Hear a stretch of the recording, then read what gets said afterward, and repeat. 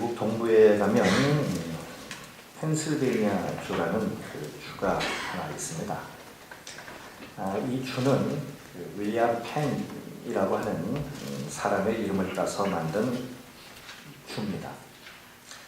당시 영국에서 건너온 청교도들이 미국 대륙안에서 이제 정착을 하는 과정에서 인디언과의 마찰이 심했습니다. 그런데 이 윌리엄 펜은 자기들이 오기 이전부터 그 땅에 살았던 인디언들과 좀 잘 화목하게 문제없이 살기를 원했습니다. 그래서 펜실베니아 주 안에 있는 인디언들과 평화 협정을 맺기를 제의합니다. 윌리엄 펜은 정교적으로는 그 퀘이커 교도들입니다. 우리나라에는 퀘이커 교도가 거의 없는데요. 우리나라의 마지막 퀘이커 교도는 제가 알기로는 함석헌 선생님께서 마지막 퀘이커 교도가 아닐까 싶습니다. 이분들은 이제 평화를 살아나는 그런 분들이에요. 그래서 평화 조약을 맺기를 원했습니다. 그때 그 협상 테이블에 갈 때 그는 아무런 무기를 가지고 가지 않았고 상대편에 인디안 추장 역시 비무장으로 나왔습니다. 그리고 이제 우리가 앞으로 여기서 같이 살아야 되는데 또 우리 후손들이 더불어 살아야 되는데 우리 싸우지 말고 평화롭게 잘 지내자라고 협약서를 쓰고 거기에 사인을 한 것이 아니라 그런 것이 없이 그들은 단지 악수를 하면서 서로 구두로 약속을 합니다. 그래서 그들이 이러한 평화협정을 맺고 약속한 그 날, 그곳을 기념하기 위해서 그곳에 이름을 하나 짓는데 그 이름이 필라델피아입니다. 이 필라델피아라는 말의 의미는 두 개의 헬라어가 합쳐져서 만든 지명 이름입니다. 하나는 필리아 그리고 아델포스 이 두 단어가 합쳐진 겁니다. 필리아는 형제들 간의 사랑 그리고 아델포스는 형제 이런 뜻입니다. 그것이 합쳐져서 필라델피아는 형제의 우애, 사랑 이런 뜻입니다. 바로 이러한 의미를 가지고 이 땅에서 같이 더불어 살자 이렇게 약속을 합니다. 그런데 그들이 죽고 오랜 시간이 지난 이후에 그 약속을 깨집니다. 그리고 미국 내에 있는 인디언들은 거의 죽게 되죠. 그래서 약 300년 정도 시간 동안 미국 대륙에 있었던 인디언들이 약 1억 정도가 죽었다고 합니다. 인간의 약속은 깨집니다. 그런데 오늘 본문에 나오는 하나의 약속이 있는데 이 약속은 깨지지 아니하고 영원토록 지속되는 그런 약속이에요. 그것은 바로 하나님과 인간이 맺은 약속입니다. 그 약속을 신학적으로 우리는 언약 이렇게 말을 합니다. 언약이라고 하는 것은 물론 하나님 편에서 인간과 약속을 맺은 것을 의미합니다. 오늘 본문에 나오는 이 언약을 가리켜서 우리는 신의 산 언약 이렇게 말합니다. 왜냐하면 신의 산에서 맺은 언약이기 때문입니다. 이 언약이라는 말의 히브리 말은 베리트 이 말입니다. 이것은 묶어서 둘 사이를 서로 연결한다 이거죠. 약속을 통해서 하나님과 인간이 서로 묶여져서 연결이 되는 것입니다. 이 언약이 맺어진 시기는 보니까요. 오늘 본문의 1절에 보니까 이스라엘 백성들이 출애굽을 하고 애굽을 떠난 지 3개월 만에 바로 신의 광야에 들어서고 신의 산에서 하나님이 나타나셔서 그 백성들과 언약을 맺습니다. 이 언약은 언약이라는 뜻 그대로 하나님께서 말씀하심으로 하나님의 말씀을 통하여 하신 약속입니다. 그러니까 하나님은 인간에게 말씀하시는 분이에요. 하나님은 우리 인간에게 말씀을 하시기를 원하시고 말씀으로 역사를 하십니다. 중세 때는 평신도들은 성경을 읽을 수가 없었습니다. 첫째, 성경이 전부 다 고전 라틴어로 되어 있기 때문에 저도 읽을 수가 없었어요. 왜 그러면 그 고대 라틴어를 고집을 하느냐 하면 하나님의 말씀을 평신도가 아니라 사제들이 독점하기 위해서였습니다. 그래서 평신도들은 하나님의 말씀을 읽을 수가 없었어요. 그러니까 무슨 내용인지 이해가 안 되죠. 그래서 중세 캐톨릭이나 아니면 지금도 캐톨릭 교회를 가면 뭐가 많냐면 그림이 많습니다. 그리고 조각상들이 많아요. 이유가 있습니다. 문자로 된 하나님의 말씀이 없으니까 그 그림을 보고 이해를 하는 거예요. 그러니까 그건 상당히 부분적이죠. 하나님은 말씀하시기를 원하시는 거예요. 여러분들 혹시 집에서 부부가 대화할 때에 말을 하지 않고 그림 그려서 이렇게 하시는 분 계십니까? 화가도 그렇게 하지 않죠. 말씀하기를 원하시는 하나님, 대화하기를 원하시는 하나님이세요. 하나님은 그 말씀으로 인간과 약속을 합니다. 언약이에요. 그리고 그 인간은 오늘 본문 5절의 말씀처럼 그 하나님의 말씀을 잘 듣고 순종해야 하는 의무 또한 있는 거예요. 왜냐하면 그 말씀은 하나님의 말씀이기 때문에. 전지전능하신 하나님의 말씀이기 때문에 그 말씀을 받은 인간에게는 그 말씀을 잘 듣고 순종해야 할 의무가 따르는 거예요. 그리고 그 하나님의 말씀에 잘 순종하게 되면 하나님의 복을 주시겠다는 겁니다. 그래서 언약에는 말씀에 대한 순종의 요구가 그 안에 담겨져 있어요. 그리고 하나님께서 말씀을 통하여 인간에게 주신 이 언약의 목적은 인간을 위한 하나님의 복이라는 거예요. 그러니까 하나님은 당신의 복을 인간에게 주시기 위해서 인간과 말씀으로 약속을 하셨고요. 그 말씀의 순종에 따라 하나님의 복을 주신다는 겁니다. 이것이 언약입니다. 마빈 토케어라고 하는 사람이 있는데요. 이분이 쓴 탈무드 유대 5천년의 지혜라는 책이 있습니다. 이 책에 보면 이런 내용이 나와요. 로마 황제가 어느 날 유대 랍비를 찾아왔습니다. 그러면서 그 랍비에게 이렇게 말을 합니다. 구약 성경에 보면 최초의 여자 하와는 아담의 갈비뼈를 취해서 만들었다고 하는데 당신의 하나님은 도둑이요. 어찌하여 아담이 잠든 사이에 허락도 없이 몰래 갈비뼈를 취해서 그와 같이 했단 말이에요. 그러자 그 랍비의 딸이 그 옆에서 그 이야기를 듣고 이런 이야기를 합니다. 폐하의 부하 한 사람을 저에게 빌려주세요. 우리 집에 이상한 일이 생겨서 조사를 좀 해야 되겠습니다. 그래? 빌려가게라. 그런데 무슨 일인가? 딸이 말합니다. 어젯밤에 저희 집에 도둑이 들었습니다. 그런데 이상하게도 금고를 훔쳐갔는데 그 금고 안에 담겨져 있는 것보다 수천 배나 값진 금그릇들을 놓고 갔습니다. 어찌된 일인지 제가 조사를 좀 해야 되겠습니다. 황제가 말합니다. 그거 참 좋은 일 아닌가? 그런 일 같으면 나에게도 좀 일어났으면 좋겠네. 그러자 그 랍비의 딸이 이렇게 말합니다. 그렇습니다. 그것은 아담에게 일어난 일과 마찬가지입니다. 하나님은 갈비뼈를 훔쳐갔지만 대신 여자를 주었습니다. 여러분, 하나님의 역사는 이와 같습니다. 하나님은 하나님의 길 위에서 하나님의 뜻을 이루시는 분이에요. 인간의 길, 인간의 뜻 안에서 당신의 뜻을 이루시는 분이 아닙니다.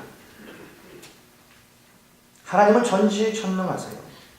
하지만 하나님은 적어도 우리 인간에게는 항상 인격적으로 역사하신다는 거예요. 인격적으로. 언약이라는 이 계약 안에서 우리들의 인격적인 반응을 항상 기대하며 말씀하시는 분이 하나님이라는 겁니다. 그 인격적인 반응이 바로 하나님의 말씀을 잘 듣고 잘 순종하는 것으로 나타나기를 원하신다는 거예요.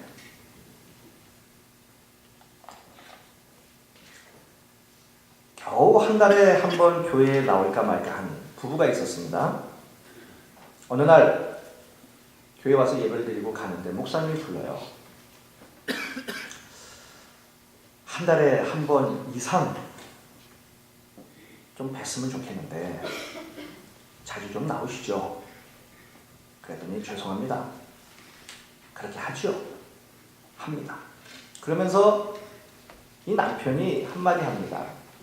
그런데요, 저희 부부는 10계명은 잘 지킵니다. 아, 그래요? 아, 참 훌륭하십니다. 그랬더니 그 남편이 이렇게 말합니다. 제 아내가 6가지, 제가 4가지. 합쳐서 10가지. 잘 지킵니다. 하나님에 대한 믿음은 전인격적인 순종으로 이루어집니다. 하나님의 차원에서 그 믿음이 인정되어야 하는 거예요. 이것이 복의 길입니다. 여기서 하나님의 사람의 삶이 만들어져 가는 거예요. 오늘 말씀은 이 하나님의 언약의 말씀을 믿고 순종하는 자에게 이루어 주시겠다라는 하나님의 복의 말씀입니다. 너무나 당연한 것 같지만 그렇지 않습니다. 유대인들을 보면 분명히 깨달을 수 있어요. 오늘 5절에 이렇게 말씀합니다. 너희가 내 말을 잘 듣고 내 언약을 지키면, 이 말씀은 단 한 번의 순종으로 이루어지는 것이 아니라는 거예요. 더더욱 자동적으로 이루어지는 것은 더욱더 아닙니다.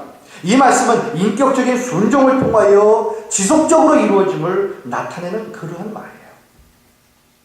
그래서 믿음을 가지고 말씀을 경외하며 인격적으로 순종하는 마음과 태도가 필요하다는 거예요.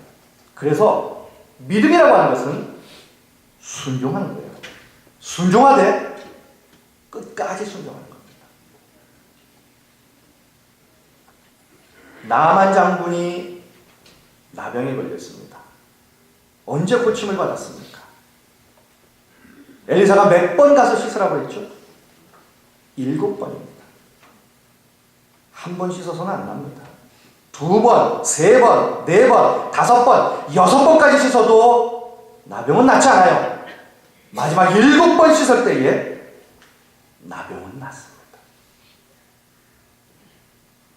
요한복음 2장에 보면 가나의 혼인잔치가 나옵니다. 잔치에 포도주가 떨어졌어요.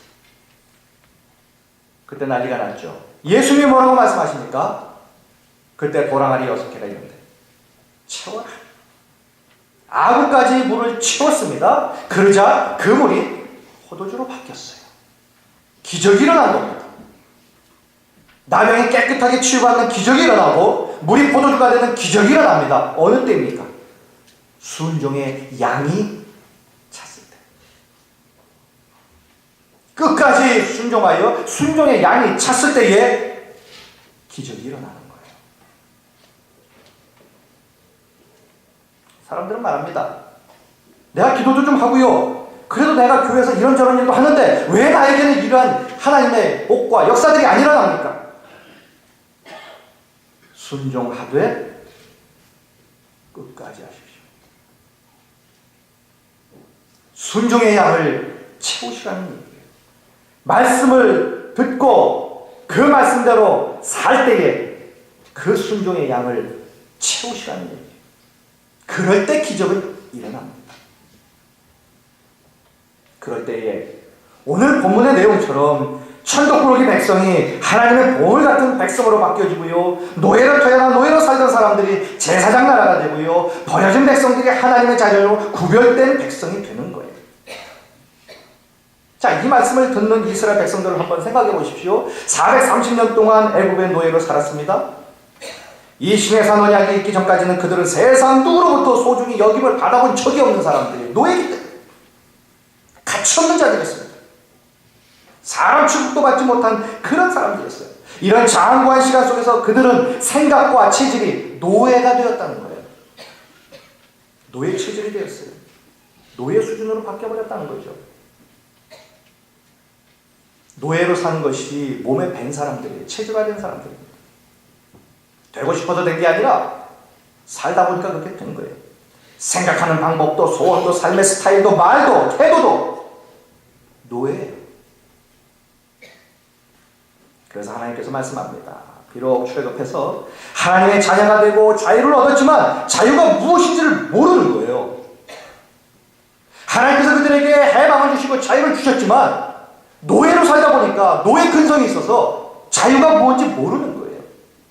노예로 사는 것은 아는데 하나님의 자녀로 사는 방법은 모른다는 얘기예요. 애굽에서 하나님께서 구원하셨습니다. 이제 더 이상 그들은 노예가 아니에요. 이제 하나님의 자녀가 되었습니다. 문제는 하나님의 자녀라는 신분은 얻었지만 자녀가 어떻게 사는지를 모르는 거예요.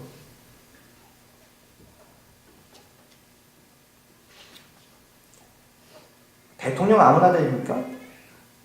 국민투표에서 대통령 됩니다. 신분으로는 대통령이에요. 그럼 대통령 노릇을 합니까? 지나온 시간을 보면 우리나라의 역대 대통령 가운데에 대통령 자질이 없다고 무수히 욕을 들었던 분이 계세요. 대통령이 됐으면 대통령처럼 말도 하고 행동도 해야 되지 않느냐? 그러면 제가 묻겠습니다. 그렇다면 여러분들은 그리스도인이 되었는데, 하나님의 자녀가 되었는데 하나님의 자녀처럼 말하고 사셨습니까?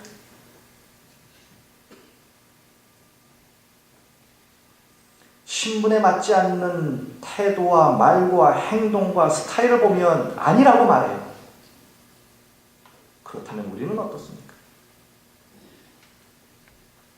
신분은 하나님의 자녀인데 하나님의 자녀로 사는 것을 모르는 거예요. 하나님의 자녀로 살 수가 없는 거예요. 살지를 못합니다. 남편 잘 만나서 영부인이 됐어요. 저절로 영부인이 됐지만 영부인 노릇을 하느냐 말이에요. 청와대 안에서 얼마나 많은 교육이 있겠습니까? 누구를 만나면 이렇게 하고, 이런 파티에는 이렇게 해야 하고, 여기서는 이런 말을 해야 하고, 배워야 합니다. 그래서 대통령 학도 있고요. 배워야 되는 거예요. 신분은 바뀔 수 있지만 그 신분에 맞는 삶은 그래서 훈련이 필요한 거예요. 은혜로 말미암아 우리가 하나님의 자녀돼서 이 자리에 와 있지만 하나님의 자녀답게 사는 훈련이 필요한 거예요. 그냥 되는 게 아니란 말이죠. 영적이고 인격적인 훈련을 통하여 잘못된 근성과 생각과 삶의 방식을 제거해야 하는 거예요. 이스라엘 백성들을 보면 조금만 만족하지 못하면 뭐합니까? 원망하고 불평하죠. 이게 뭡니까? 이게 바로 그 옛날에 갖고 있었던 노예 근성이에요. 이것을 버리지 못하니까 하나님의 자녀가 되었어도 옛날 버릇대로 사는 거예요.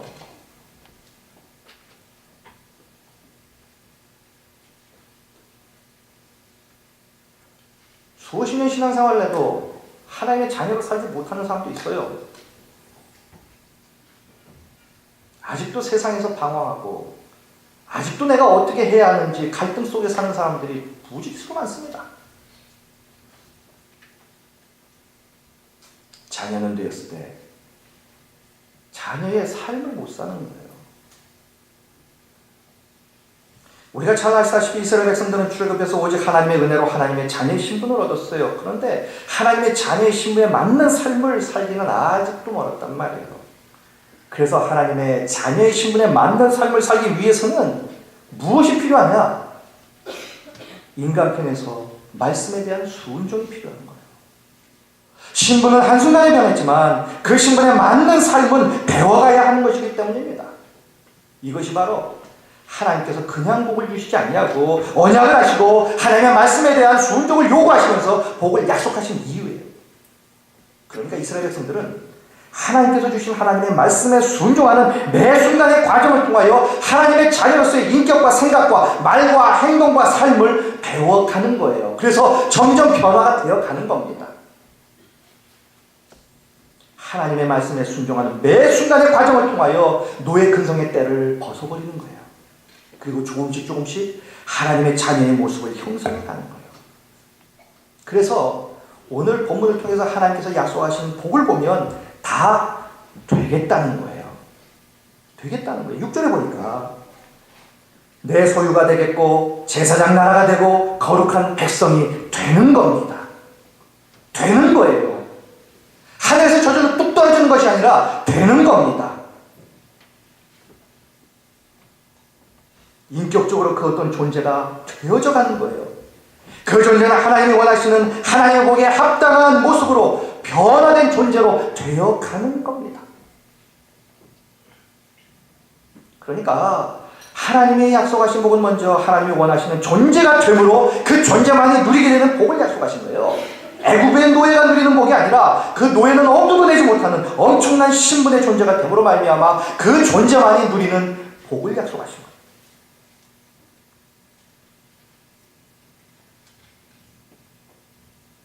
그렇다면 하나님은 왜 인간에게 이러한 말씀을 하시고 언약을 맺으십니까?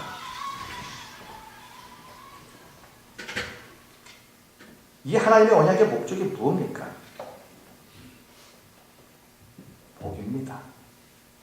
하나님은 인간과 우리와 언약을 맺을 때에 우리를 위하여 맺으신 거예요. 우리에게 복을 주시기 위하여 맺으신 겁니다.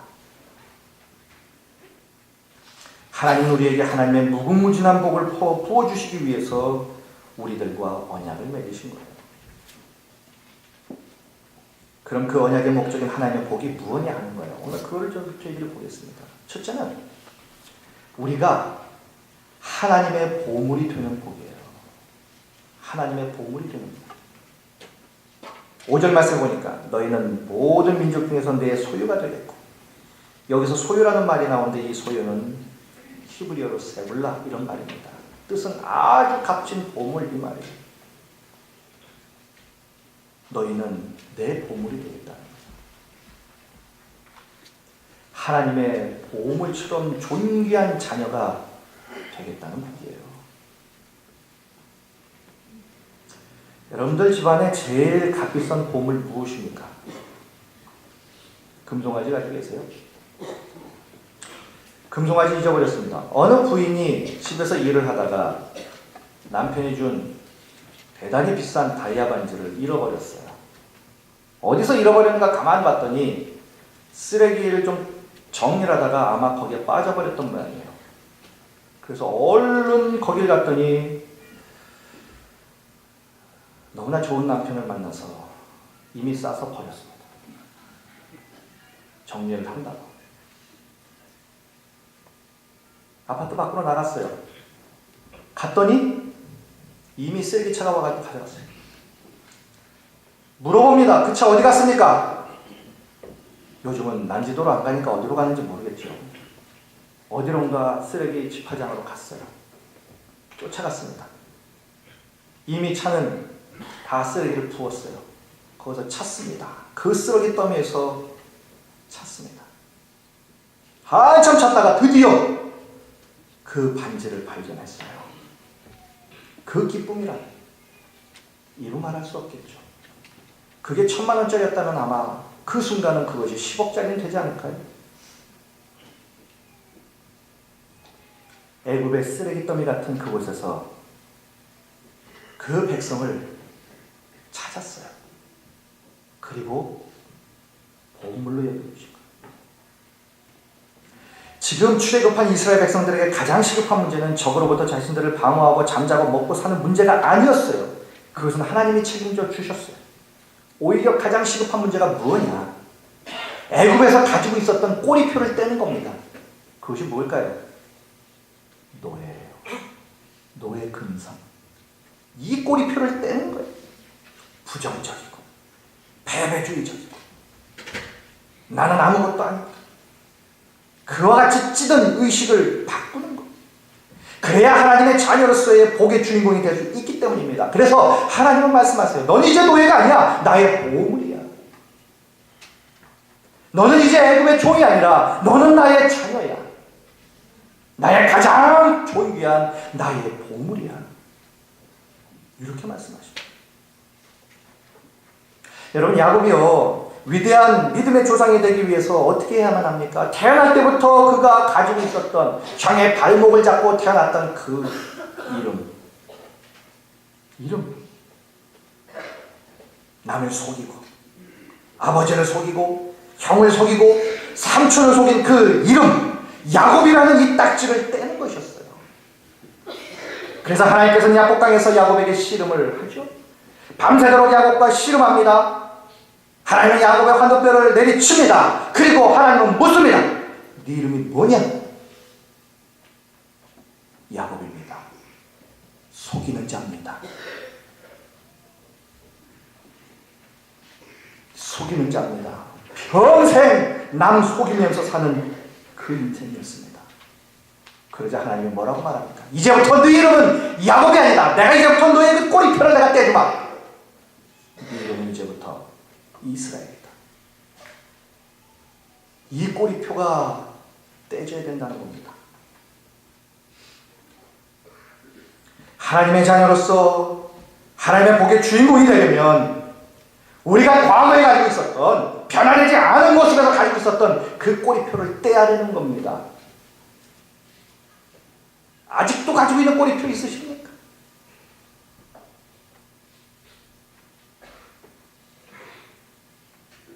그것을 떼야 한다는 거예요.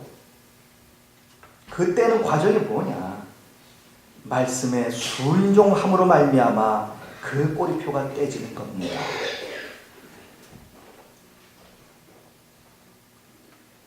변화되어야 되는 거예요. 말씀에 순종함으로 말미암아 그 순종의 과정을 통해서 우리는 그 꼬리표를 떼고 하나님의 자녀의 신분에 맞는 보물이 되는 거예요. 하나님의 소중한 보물이 되는 거예요. 그러게 우리는 시시한 존재가 아닙니다. 예수 그리스도 안에서 변화되어 가는 우리는 하나님의 보물이에요. 그래서 우리들 스스로에게 말씀하십시오. 나는 하나님의 보물이야. 그렇다면 하나님의 보물답게 살아야죠. 나는 하나님의 보물이야. 옆에 있는 분들에게 한번 잘 모르시는 것 같으니까 좀 말씀을 해주세요. 당신은 하나님의 보물입니다. 좀 말씀을 좀 해주시죠. 하나님의 보물입니다. 그 보물에 맞게 사실에 추원되겠습니다. 두 번째로 하나님께서 약속하신 복은 제사장 나라가 되는 복이에요. 6절의 말씀 보니까 너희가 내게 대하여 제사장 나라가 되며, 베드로전서 2장 9절에도 그런 말씀이 나오죠. 너희는 택하신 족속의 왕같은 제사장입니다. 왕같은 제사장. 그럼 제사장은 어떤 사람들입니까? 제사장은 자기를 위하여 사는 사람이 아니에요. 제사장은 남을 위하여 사는 사람이 제사장입니다. 제사장이 하는 일은 다른 사람을 위한 일들을 합니다. 다시 말씀드리면 백성들에게 고통과 문제가 생기면 그 문제를 대신 짊어지고 하나님 앞에 나가서 해결해 주실 것을 간구하는 하나님과 인간 사이의 중재자, 바로 중보자의 역할을 하는 자가 제사장입니다. 그러니까 우리들이 제사장과 같은 사람이 되고 또 제사장 역할을 하면서 사는 것이 하나님의 복이라는 거예요. 여러분 가만히 보세요. 우리가 세상 나가 살다 보면요, 정말 사람들에게 피해주는 사람이 있습니다. 다니면서 참 없는 얘기 만들어내고요. 그런 사람들이 있어요. 그런 사람들은 정말 짜증나죠. 만나기만 하면 좀 밝고 긍정적인 이런 얘기는 아니고요. 그냥 우울하고 암울하고 늘 부정적이고 뭐 안 되고 뭐 이런 얘기만 하는 거예요. 이런 사람들 만나면 짜증나요. 이런 사람이 아니라는 거예요. 제사장은. 제사장은 축복하며 사는 자예요. 아픈 자가 있으면 치료해주는 사람이고요. 언제나 만나면은 긍정적이고 된다고 그러고 용기를 주고 복을 빌어주는 사람들이란 말이에요. 이런 사람들이 제사장이에요. 애굽에서 나온 이스라엘은 모세가 하나님의 계명을 받기 위해서 시내 산에 올라갔죠. 40일 동안 내려오지 않습니다. 기다리라 못해 금송아지를 만듭니다. 불평이 나고 기다리지 못하고 우상 숭배하는 백성들에게 하나님께서 심판을 내리시죠. 그럴 때 어떡합니까? 모세가 하나님의 팔을 붙잡고 살려달라고 늘어지잖아요. 출애굽기 32장 31절 32절에 보니까 이렇게 말하죠. 슬프도소이다. 이제 그들의 죄를 사하시옵소서. 그렇지 아니하시면 원하건대 주께서 기록하신 책에서 내 이름을 지워 주옵소서. 모세는 백성의 아픔을 자기 가슴으로 끌어안았어요. 그들의 허물과 상처와 실수를 자신의 몸으로 끌어안으면서 차라리 내 이름을 생명책에서 지우는 한이 있더라도 이 백성을 용서하여 주시옵소서 합니다. 이것이 바로 제사장의 마음이라는 겁니다. 우리는 얼마든지 비난하며 살 수 있습니다. 얼마든지 정죄하며 살며 살 수 있어요. 그러나 비난하거나 정죄하지 아니하고 복을 빌어주는 것. 이것이 제사장이라는 거예요. 이렇게 사는 것 자체가 복이라는 겁니다. 왜 그렇습니까? 그 복이 그 사람에게 합당하지 않으면 그 복은 누구한테 갑니까? 복을 빌어준 자에게 온다는 거예요. 복 받고 싶으십니까? 마음껏 축복하십시오. 원수가 있습니까? 이를 악물고라도 축복하십시오. 그 복이 그 사람에게 합당하지 않으면 그 복은 다 내것이 됩니다. 이런 일은 아무에게나 주신 것이 아닙니다. 하나님의 자녀에게만 주시는 특권이라는 거예요. 특권을 잘 사용하면 정말 하나님의 부소하신 복의 주인공이 된다는 겁니다. 하지만 이스라엘 백성들은 어땠습니까? 선민 사상에만 젖었어요. 자기만 특권을 가지고 있는 사람으로 여겼단 말이에요. 그러자 하나님께 혼이 납니다. 그들을 제사장 나라로 세운 목적이 뭔지 모르고 특권의식만 가지고 살았기 때문에. 그래서 우리가 깨달을 수 있는 것은 나 자신만을 위해 살면 하나님이 주신 복도 잃어버립니다. 여러분, 먹고 사는 문제가 중요하죠. 그래서 먹고 사는 문제만 매달리면 먹고 사는 문제도 해결 못해요. 여러분 인생에 문제가 있죠. 그 문제만 매달리면 그 문제도 해결이 못 됩니다. 그럼 어떻게 됩니까? 하나님의 말씀을 붙잡는 거예요. 그 말씀에 순종하려고 몸부림치는 겁니다. 그러면 먹는 문제, 우리 삶에 나오는 모든 문제, 그 문제가 그때 해결이 되는 거예요. 이것이 그리스도인들이 사는 방식입니다. 왜냐하면 우리는 제사장이기 때문에. 나만을 위해 살면 주신 복도 잃어버려요. 그래서 우리는 제사장으로 살아야 한다는 겁니다. 그래야 하나님의 그 풍성하신 복의 주인공으로 살 수 있게 된다는 거예요. 마지막 세 번째 복은 이겁니다. 거룩한 백성이 되는 복이에요. 거룩한 백성이 되는 복. 여기서 거룩하다는 말은 깨끗하다라고 하는 말 그 이상입니다. 여기서 거룩하다는 말은 구별되었다 이 말이에요. 하나님께서 구별한 백성이라는 것이에요. 하나님의 그 어떤 특별한 목적을 위해서 우리를 따로 구별해 두었다는 거예요. 여기 피아노가 있습니다. 이 피아노가 술집에 가면 뭡니까? 술 한잔 걸치고 흥이 난 사람, 그 흥을 돋아주는 단지 그러한 수단일 수밖에 없어요. 그런데 이 피아노가 교회 안에 들어왔습니다. 예배당 안에 놓여졌어요.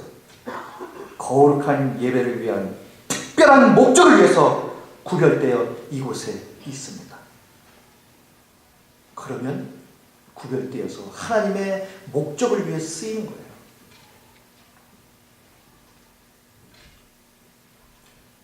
우리는 오늘 이곳에 있습니다. 여러분 이곳에 오실 때에 어떤 생각으로 오셨습니까? 예배가 왜 중요할까요? 이제 날씨가 따뜻해지니까 결석하시는 분들이 또 생기죠. 이런저런 세상의 일이 있어요. 왜 우리가 이곳에 있습니까? 오실 때 어떤 생각으로 오셨어요? 아무 생각 없이 오셨습니까? 하나님은 우리를 부르셨어요. 주부해 보세요. 예배의 부름. 불렀어요.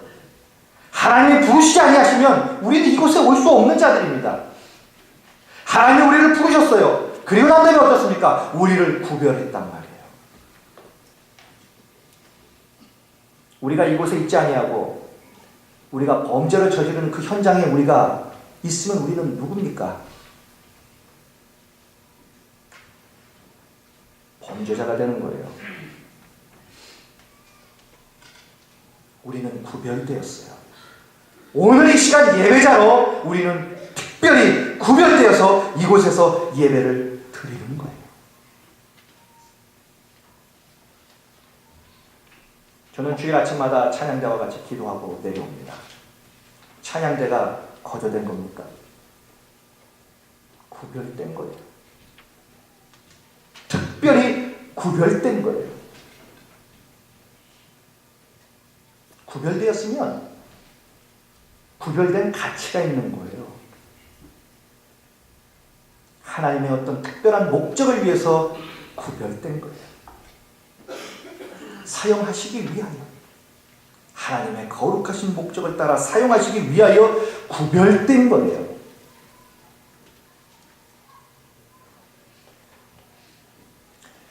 인간은요, 하나님께서 만드실 때에 쓰임 받는 데에 행복을 느끼도록 만들었어요. 만약에 회사에서 당신 우리 회사에서 쓸모없으니까 나가시오. 그거보다 비참한 것이 없습니다.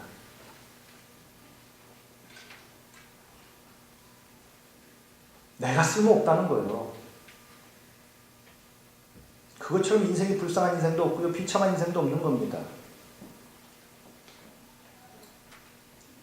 하나님은 우리를 세상의 목적이 아니라 하나님의 거룩하신 목적을 위해 우리를 따로 구별하여서 쓰시기를 원하신다는 거예요. 성경에 나오는 수많은 믿음의 사람들이 바로 그렇게 쓰임받았습니다. 그리고 하나님의 복의 주인공으로 그 복을 누리며 살았어요. 이처럼 우리 역시 하나님의 구별된 복으로 하나님의 원대하신 하늘의 목적을 이루는 데 사용되어지는 특별한 자들이 되어야 한다는 겁니다. 일본의 이케다 가요코라고 하는 사람이 쓴 책이 하나 있는데요. 그 책의 제목이 이런 거예요. 세계가 만일 100명의 마을이라면, 이런 책이 있습니다. 이 책에 재밌는 내용이 나오는데요. 이런 내용입니다. 세계에는 63억의 사람들이 있는데요. 이것을 100명이 사는 마을로 축소시킨 거예요. 축소시키면 다음과 같은 수치로 환산이 된답니다. 보세요. 100명 중 52명은 여자, 48명은 남자, 30명은 아이들, 70명은 어른, 그 중에 7명은 노인, 70명은 유색인종, 30명은 백인종, 33명 기독교, 19명 이슬람교, 13명 힌두교, 6명 불교, 24명 무교, 100명 중 20명은 영양실조, 그 중에 1명은 굶어 죽기 직전, 15명은 비만, 75명은 먹을 양식과 집이 있지만 25명은 그러지 못한, 은행에 예금이 있고 지갑에 돈이 들어있고 집안 어디엔가 잔돈이 굴러다니는 사람은 가장 부유한 8명 안에 드는 사람. 자가용을 소유한 자는 100명 중 9명, 100명 중 1명은 대학 교육을 받았고 2명은 컴퓨터가 있고 14명은 글을 몰라요. 여러분들 집에 돈 굴러다니시죠? 지금 지갑에 돈 얼마 있습니까? 컴퓨터 집에 몇 대 있습니까? 물론 자가용은 있으시겠죠? 한 대는 아닐 겁니다. 그렇다면 복 받은 것 아닙니까?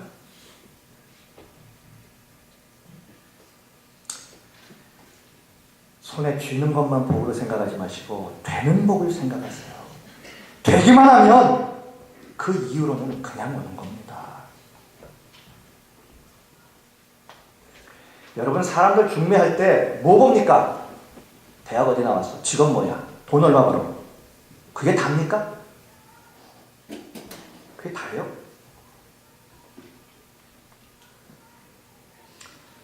신앙 없으면 그만 아니겠어요? 사기치는 사람 누가 치냐면 머리 좋은 사람 쳐요. 백성들을 도탄에 빠지게 만든 사람 멍청한 사람입니까? 머리 좋은 사람들이에요. 다 공부한 사람들입니다. 신앙 없으면 그만이에요. 이 정도 우리 복 받았습니다.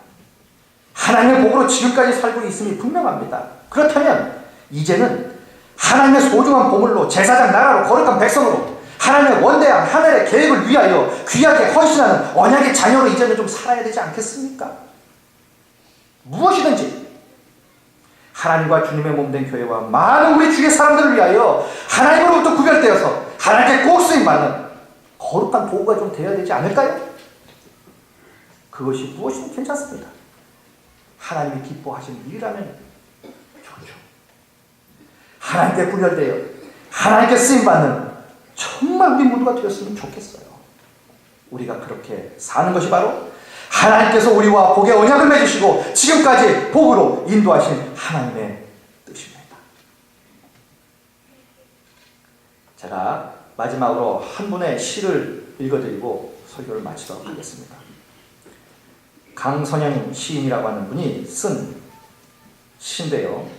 이 시를 같이 한번 읽으시면서요, 우리 모두가 다 이 시인과 같은 고백과 결단이 있었으면 좋겠습니다. 제가 읽어드리겠습니다. 나를 받으소서. 주여, 나는 당신의 것입니다. 나를 당신의 손에 올려드립니다. 내 발부 깊은 곳에서부터 솟구치는 기도의 언어들은 당신이 내 속에 넣어주신 성령의 언어들입니다. 너무 어두워져서 이제는 어두움의 감각마저 잃어버린 지상의 사람들을 향해 이 땅을 위해 이토록 애통한 마음을 주시는 것은 이제 당신을 위해 일어서라고 부르짖는 당신의 강한 음성입니다.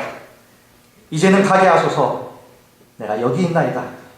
이 땅을 회복시키기 위하여 나를 도구로 내어 드립니다. 주여, 이제는 어두움이 변하여 빛이 되고 눌리고 상한 마음들이 기쁨으로 회복되어 온 땅이 희락으로 뛰놀며 온몸으로 찬양하게 하소서. 구원의 은총을 감사하게 하소서. 주여, 나는 당신의 것입니다. 당신께 나의 전부를, 나의 영혼까지도 모두 드립니다. 나를 받으소서. 가장 연약한 그릇이지만 당신 능력의 손에 붙잡힐 때 나는 온전한 도구가 될 것입니다. 나를 받으소서. 오 주여. 기도하시겠습니다.